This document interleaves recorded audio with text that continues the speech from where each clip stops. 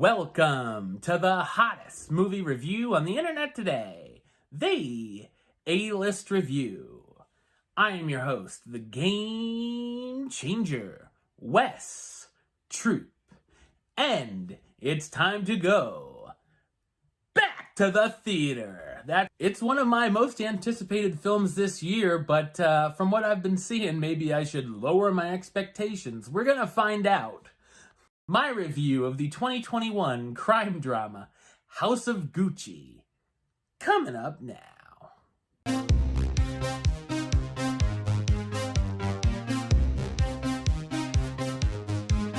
Patrizia Reggiani, a young office manager for her father's trucking firm, bumps into a high-profile member of the Gucci family, Maurizio, at a party. Patrizia ends up pursuing the awkward Maurizio, and they end up getting married, which gets Maurizio disinherited out of the family by his father, Rodolfo. Once becoming pregnant, Patrizia feels it's a way to get them back into the family, as Uncle Aldo is thrilled to hear the news and takes the couple under his wing. Aldo's less than intelligent son, Paolo, also gets into the mix as Patrizia changes their lives and the business forever.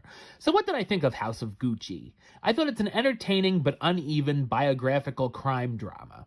It's based on the 2001 book, The House of Gucci by Sarah Gay Forden, which showcases the rise and fall of the Gucci empire. The film is directed by Ridley Scott, of course known for such classics as Alien, Blade Runner, and Gladiator. His latest filmography has been hit and miss, however, and this film certainly fits in well there. The movie is very well shot and has some great cinematography.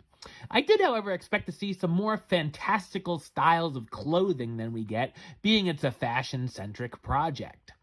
Many audiences have been discussing the Italian accents by the cast, and they certainly are over the top, and for some come and go, but it does keep it fun, and it isn't too distracting. It also shows that Jared Leto might have made a better voice actor for Mario than Chris Pratt. Speaking of Leto, the makeup for his character of Paolo makes him unrecognizable and looks great, even if it's kind of an odd decision instead of just casting someone who looked like the character. Going into the film, I knew nothing about the family and their story, so most of it was interesting to learn, especially the shady dealings going on between the family members. There are a number of different storylines featuring the family members, some more intriguing than the others, that do all come together before the finale. The main focus is the money-hungry Patrizia manipulating her way around the family, although we do see a few different sides to the character. We also see transitions of Maurizio as he becomes less timid and starts to stand up for himself. It's easy for the audience to feel for a couple of the characters like Maurizio and Paolo, who's looked at as the outcast of his family. The story is definitely uneven, however, as there's a lot of build-up to a quick ending. A lot of the plot is wrapped up quickly, just telling us what happened to some of the characters. I would have rather seen more of what happened towards the end, as it's more intriguing than some of the drawn-out material we do get. The script is full of cheesy dialogue between the characters, and while there are some intentional and unintentional laughs from it, it still feels lacking. The pacing can be rough, and the runtime is also very long, and you can feel it at points, and it could have easily been a half hour shorter. The soundtrack is pretty spectacular, though, with songs from George Michael's Faith and Blondie's Heart of Glass.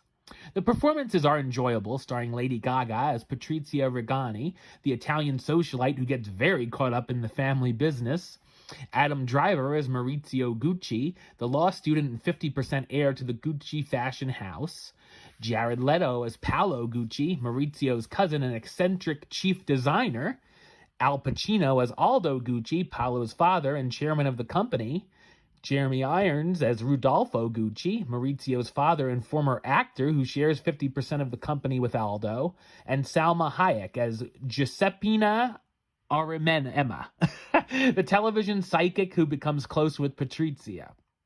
While House of Gucci is campy and entertaining for the most part, and there's a lot of effort put in here, it feels like it's not quite the big-time project they set out to make. Number-wise, I'm going to give it a 6 out of 10, which gives it the A-list rating of Do It.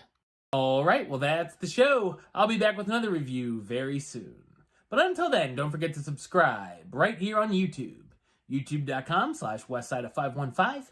Like the show on Facebook, Facebook.com/WestTroopAlist. And of course, you can follow me on the Twitter and the Instagram @WestAlist. Until next time, Troop out.